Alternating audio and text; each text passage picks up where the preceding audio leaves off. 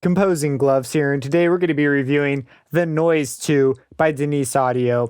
To get us started, let's hear an example track. I have used this on the snare, as you can hear. So let's just go ahead, give this a listen, then I'll show you exactly what's going on with this plugin.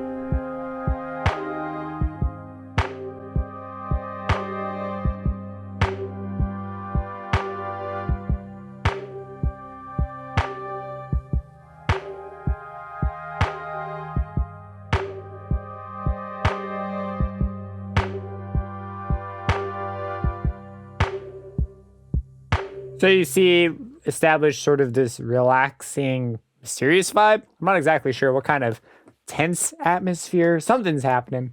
Anyways, let's talk about what's going on here. This actually has a pretty big impact on the overall tone of what's happening here because I am using a sample as on my snare, so that when the snare hits, it plays this additional sample, which is what's giving it that unusual tone. So if I go ahead and solo the snare, and also let's go ahead and turn the two kicks off. That's the snare. If I take this away, that's it. And so what I have going on is I've used this sample.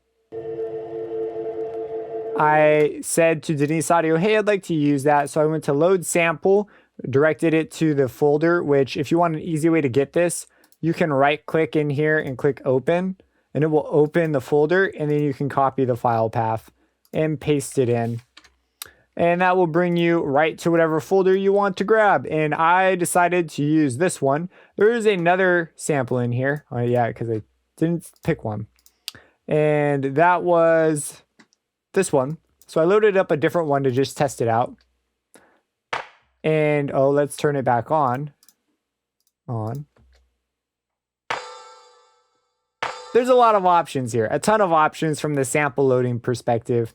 I decided to go for the second one, obviously. So that's pretty cool. You're also able to reverse it if you are using a sample. In this case, you can't really tell a difference. And you can solo just the thing that Noize 2 is generating.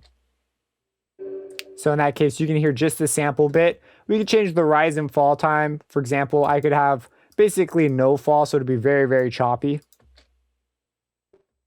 And let's unsolo it, but you hear there's just a little pop. Nothing. So we're going to need some fall time. And a lot of fall time. And then likewise, you can do the same thing with the attack. So you can have the attack very sudden or over time. You have a pre-gain and post-gain, and there's something kind of elegant about the fact that they did not label these, because they're so common in plugins to do that, that them not being labeled somehow struck me as nice. I don't know. I don't know what it was about that. A giant mix knob stereo. Make it, actually, I don't think stereo affects samples. Maybe it does. Oh, it totally does. So stereo affects the stereo width, makes it wider or more narrow. And then we've got adapt, which basically it'll only trigger when the sound is played, or you can take this off and it will loop through the sample as you just heard and do whatever it's going to do. You also have a high pass filter and a low pass filter. Let me open up another Noize and just sort of show you what's going on here with out a sample. So, because I don't want to touch that one. I'm using that one. So here it is without, and let's, oh, did you know you can detach? Look at this. I'm pretty sure it's not supposed to be able to do this, but you're learning things all the time. Okay, so let's go back to white noise. So you have a bunch of different types of noise. If we mix it in and then play it. High pass, low pass, large stereo, small stereo, long rise,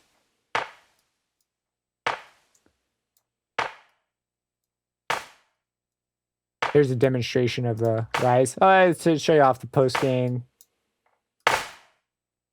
This does pretty much what you expect. You can type values in. That's pretty nice. And yeah, that's that. So the reverse doesn't do anything if you choose the noise types, but that's white noise. Let's try blue, brown, chip, violet, smile, pink, and frown. I think frown is the nicest of them all. But that's that. You also have, again, you can take adapt off if you just want to hear them raw.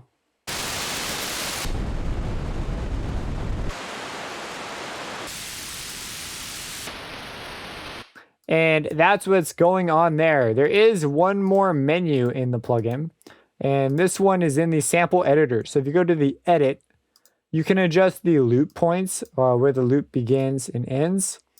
And you can filter it individually and pitch it. So you notice I actually pitched it on this one to match closer a note that's in the actual track.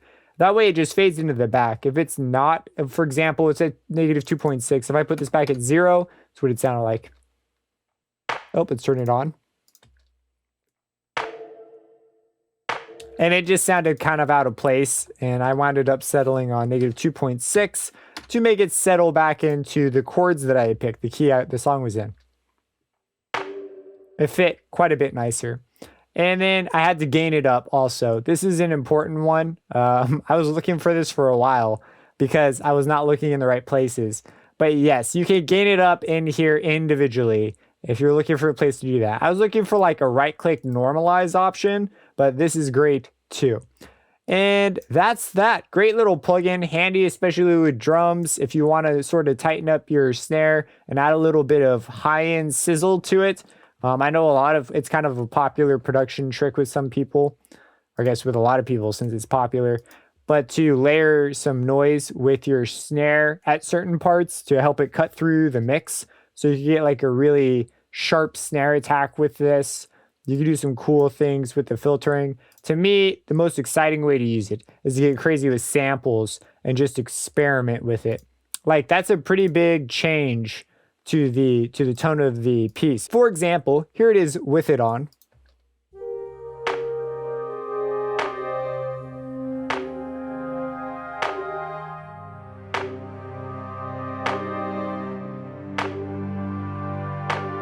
Now let's go ahead and take it off.